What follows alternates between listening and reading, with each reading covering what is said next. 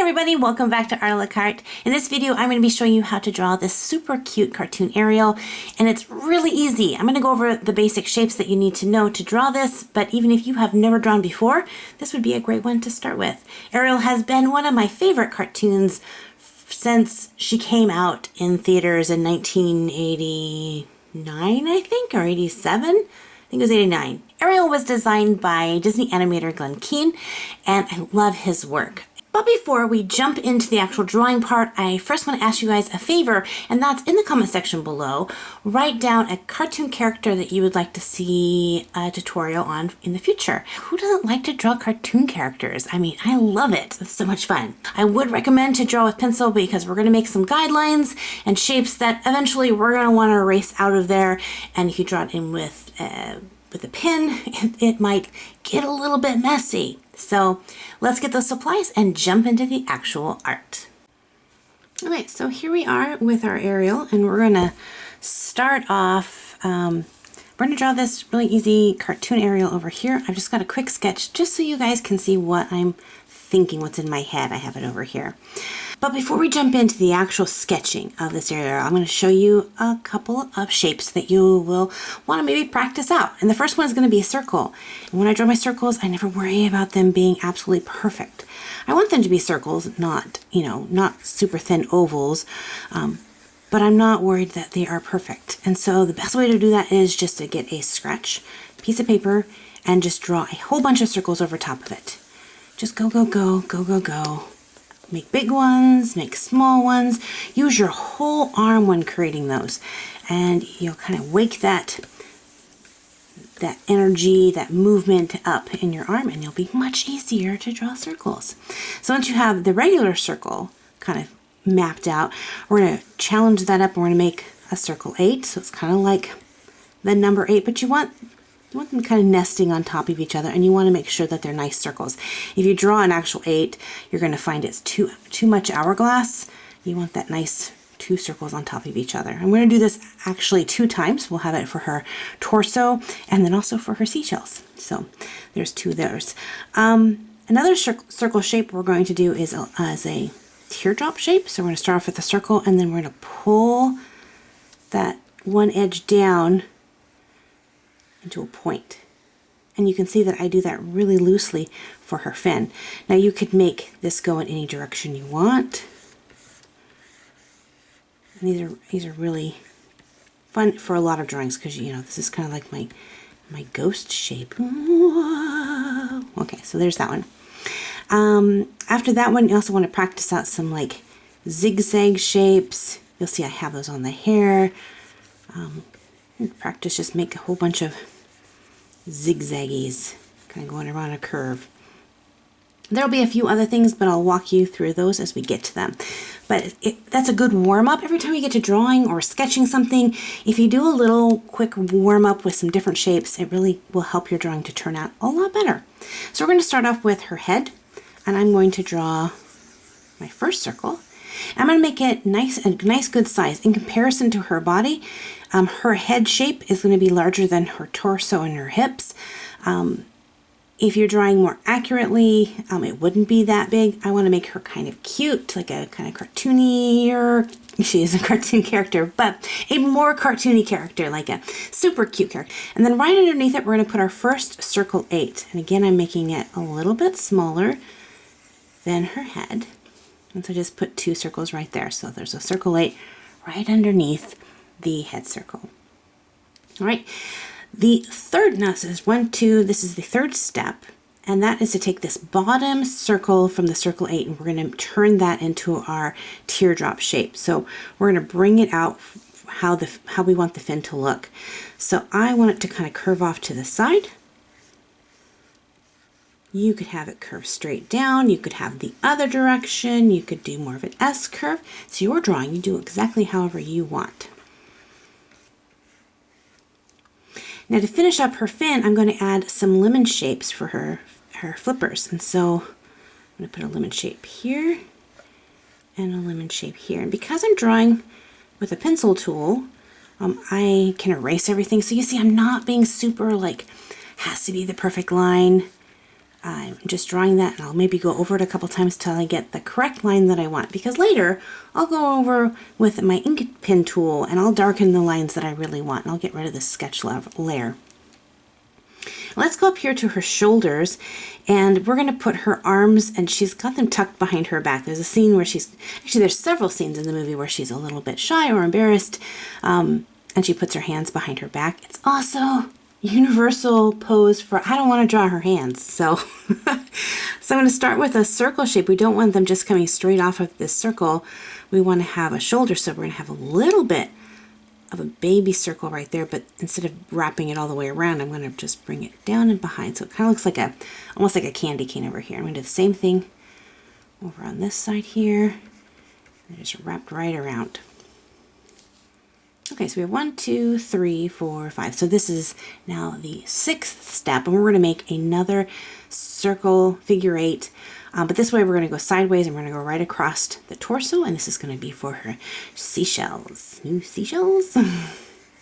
Right there, and you can put some little lines in the middle there to kind of give some texture to the seashells. And then the next step, I lost count. I just counted a little bit ago, so if you guys know the count, you can put it in the comments section below. How many steps did it take to make this Ariel, because I lost count. We're going to go ahead and do the top part of her fin, so I'm just going to create this kind of V shape right here. And then you'll see it better when we clean everything up, but I'm just going to wrap a thicker line around that for like the fin that comes out around her fin tail, like there. Okay, so her body is almost completely done. Aside from needing to clean it up a little bit, let's go work on her head.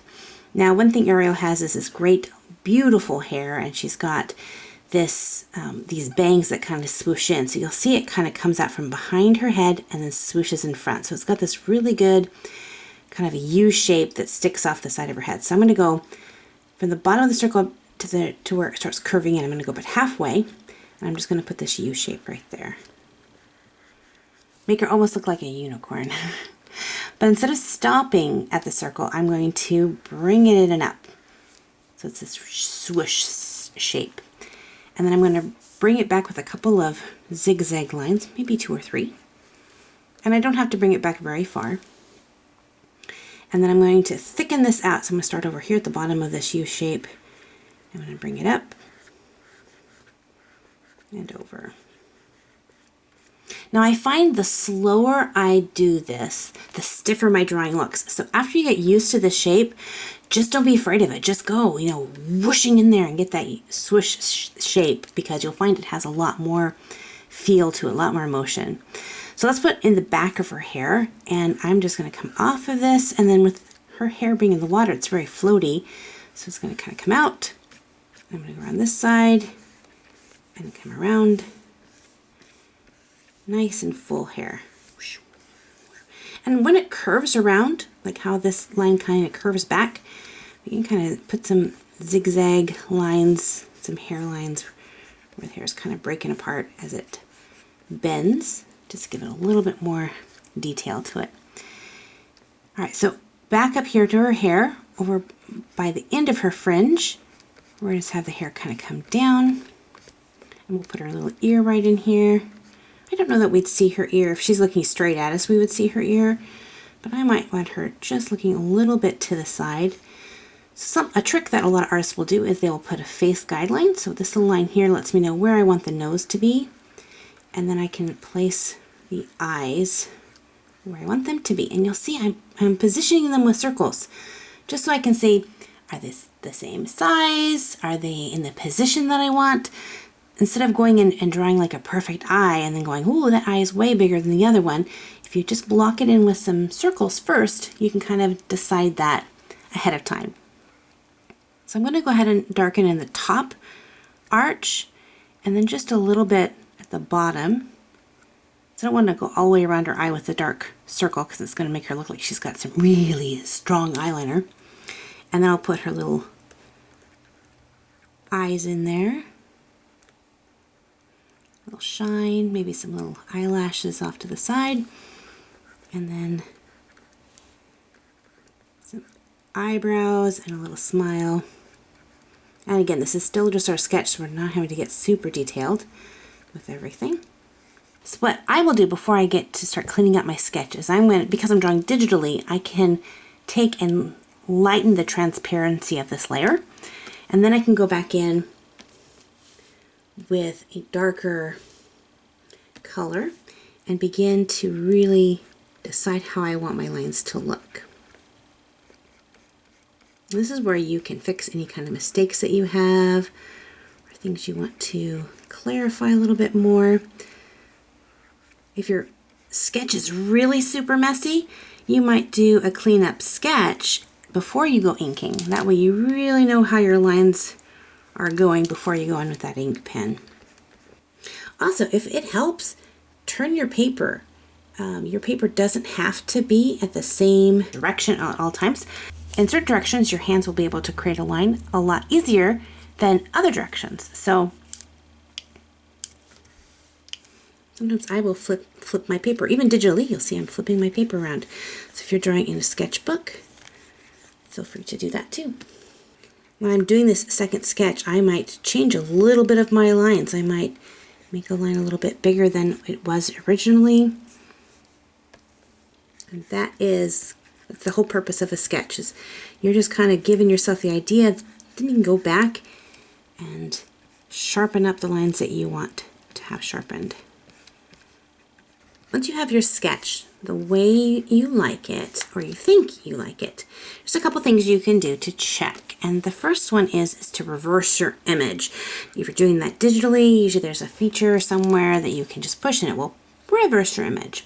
If you're drawing traditionally, like in a sketchbook or on just paper and pencil, holding it up to a mirror or looking at it, like flip it over and look at it through a light behind it, it helps you to see things that you're like, something are not there.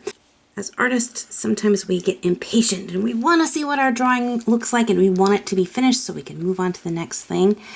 And so that's a valuable lesson that you can learn as an artist, is to be patient with your art. Don't rush the process. All right, once the sketch is done, now I can move on to doing it one more time, and I'm going to add in some ink and color with this, but with the magic of video editing, you don't have to wait. It's just going to be pow right there. And I think she turned out really cute. I would love to see how you guys draw your own cartoon Ariel. So if you do, make sure to tag me in your social media posts, and I'll have those linked in the description box below. But for those of you who don't really enjoy drawing but more coloring, I have the line art for this Ariel over on my Patreon page, and it's actually free to anybody. You don't have to be a patron to claim it. I will put it up there and you can find it linked there, and you can download it and enjoy it. But if you'd like to support me on Patreon, there are a ton of really good, awesome goodies, including a lot of coloring pages out there. Specifically a few that I made for Mermaid this year, which I did not even make a video talking about those on my channel, so you can check them out if you'd like to do that. Don't forget to leave in the comment section below a cartoon character that you would like to see how to draw, and it might end up in an upcoming tutorial. So until next time, God bless you guys, keep being creative and awesome, and we'll see you in the next art video. Bye-bye!